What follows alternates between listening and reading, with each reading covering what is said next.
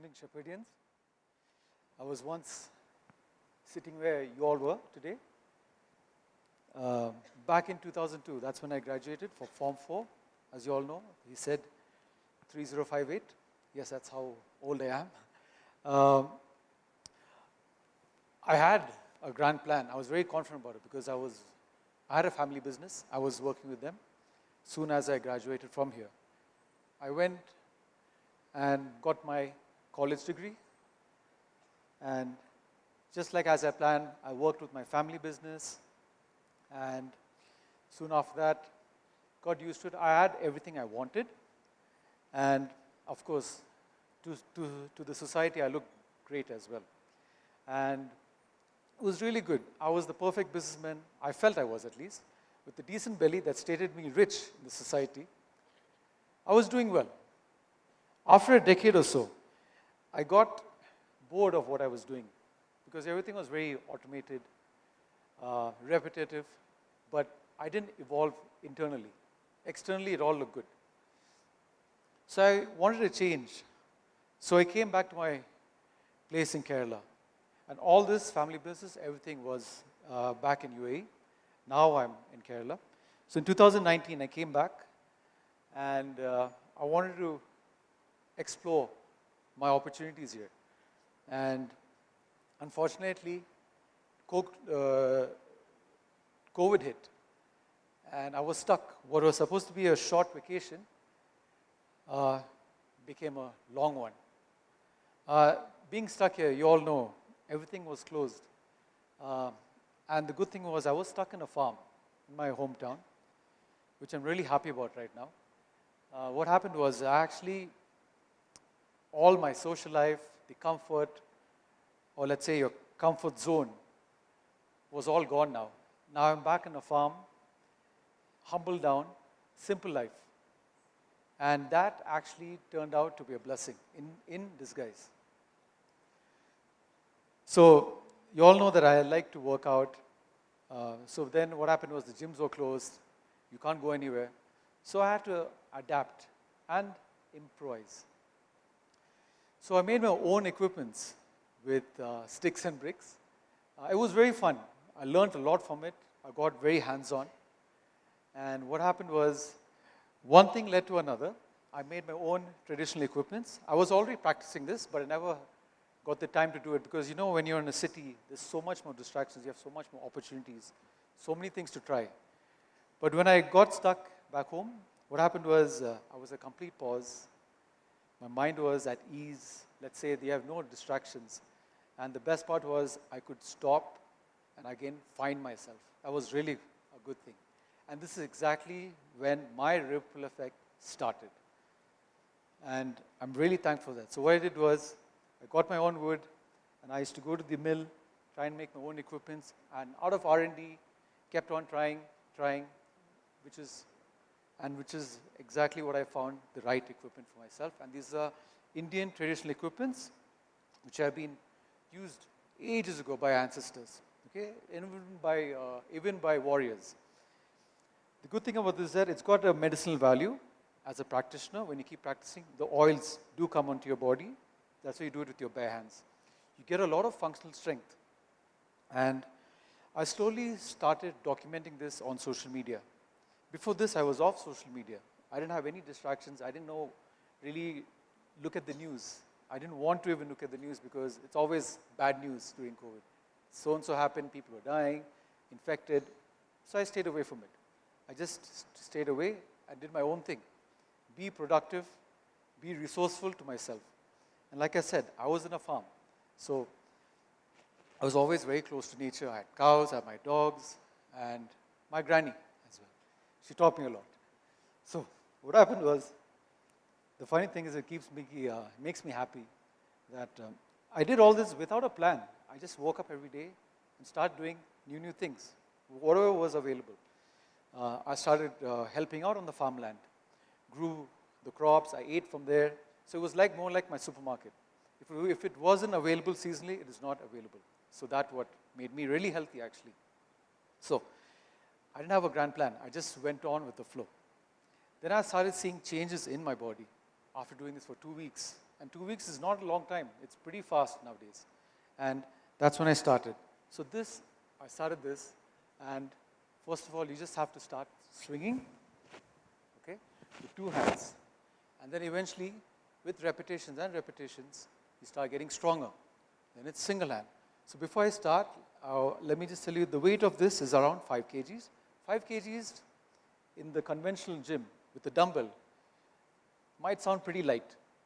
But what you have to remember is, with the dumbbell, the way we use it, or let's say, the weight is equally distributed on both sides of your grip, so it's easier. Here, the weight is only on one side of your grip, so it's much harder to balance. I'm sure you all can try it later. But what I'm trying to say is that this is going to improve your functional strength, your grip. Okay? Now, when I kept doing this, I found a lot of pleasure in doing this. And I started documenting this on social media. Not to show people, just to document myself and see my daily progress, day by day. I used to post every single day, and even now.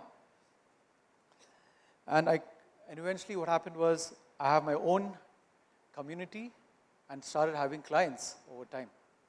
So, and as I kept going, this is where actually my ripple effect started. I could see in my health as well. My circadian rhythm was very aligned with the sun and the moon. I used to wake up before sunset and sleep soon after sunrise.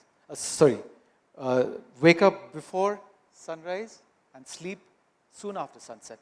And what happened was, your biological clock gets so much more better with this. Okay, you get very strong, healthy, and your immunity gets better. You don't get sick pretty soon.